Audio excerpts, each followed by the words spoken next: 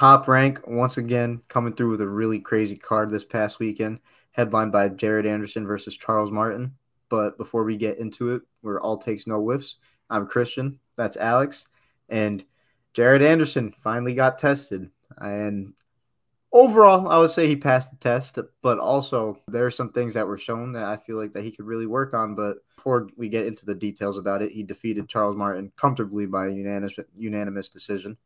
And it was definitely comfortable, even though Charles Martin pushed him at moments, and it was a really productive fight, I feel like, for Jared Anderson overall.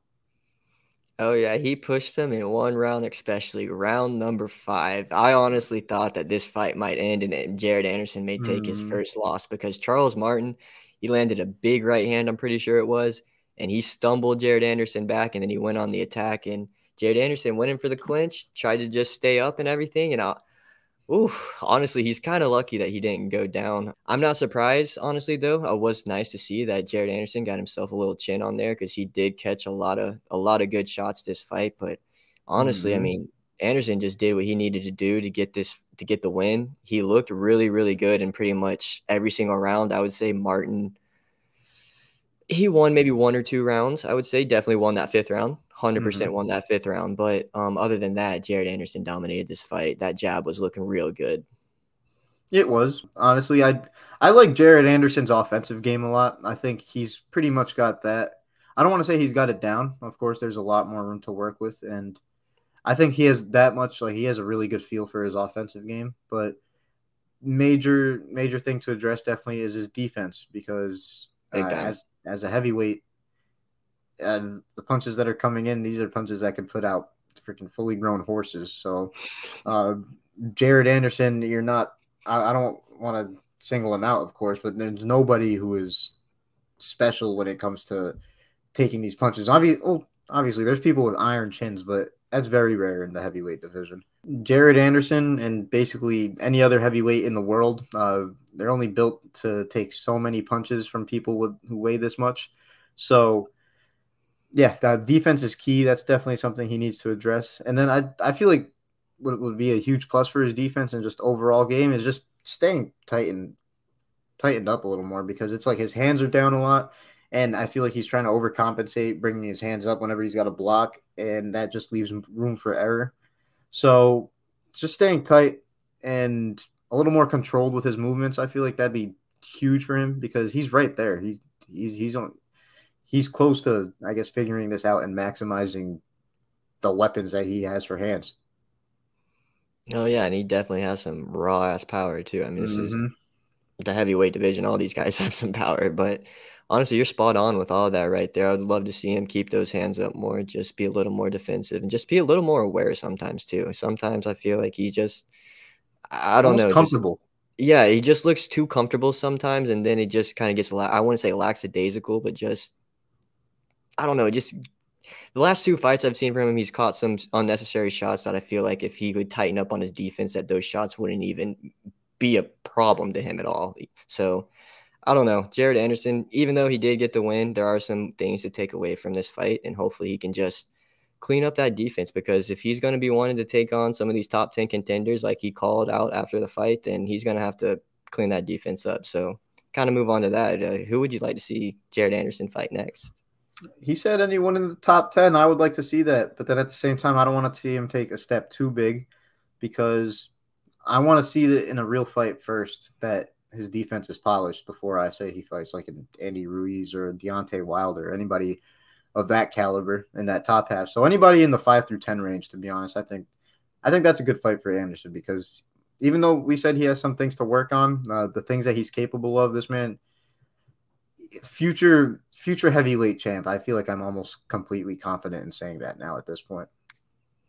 I think we've said this before. I can't remember, honestly. It may have been about someone else, but honestly, a guy who I wouldn't mind seeing him fighting would be Filip Hrgović, to be honest. This guy didn't have a very good outing in his last fight, and I feel like both of these guys don't have very good defense, so it's definitely going to end in a brutal knockout probably, but I think that would probably be a pretty good matchup. I don't know if that would be able to happen with promotions and stuff, but I think that'd be a pretty good, decent fight for both of those guys. Both of those guys are trying to get into that contender stage.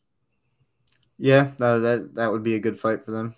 fight that I'm leaning towards Big Baby for, to be honest, because Hrgovic, well, who was it? Zhilei Zhang got robbed against Yeah, Hrgovic, right? he got Yeah, robbed. no, I'm Big Baby all day. That's who I'm rooting for in that potential matchup. So, yeah, I'm excited to see what's next for Big Baby. But honestly, this undercard too, some crazy things on this undercard. Jahi Tucker with his first career First loss. L.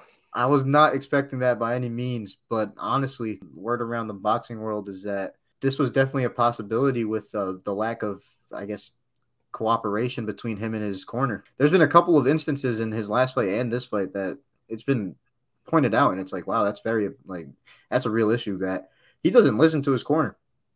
He goes out there and does his own thing, and the problem is he got caught up in Flaz's fight, so.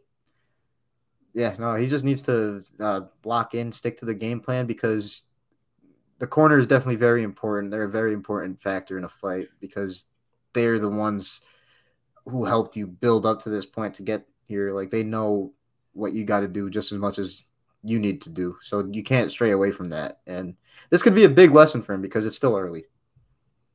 You know, it's still early for him. He can bounce back for sure. But, I mean, this man, Delonte Tiger Johnson, just going out there having another flawless performance, swept every single judge's card right there, 80-72 throughout 8 rounds right there.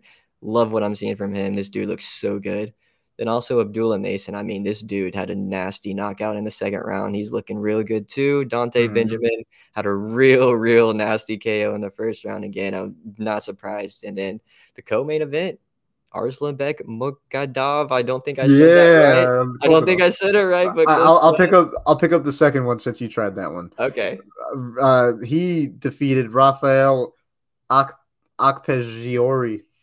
Yeah, that's pretty close. That's pretty close. I feel like by a second round TKO, and that was pretty brutal. Pretty brutal.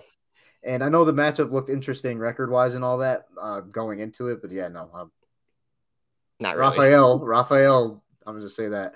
He did not look like he belonged in there with Arslanbek. Not at all. No. But yeah, this was a real good card from Top Rank. And the thing I like about Top Rank, even if it's not a super big headline, they're still going to put something solid out there. Just with the amount of prospects they have in the stable and all that, we're going to get a good product from Top Rank. And yeah, shout out them for that.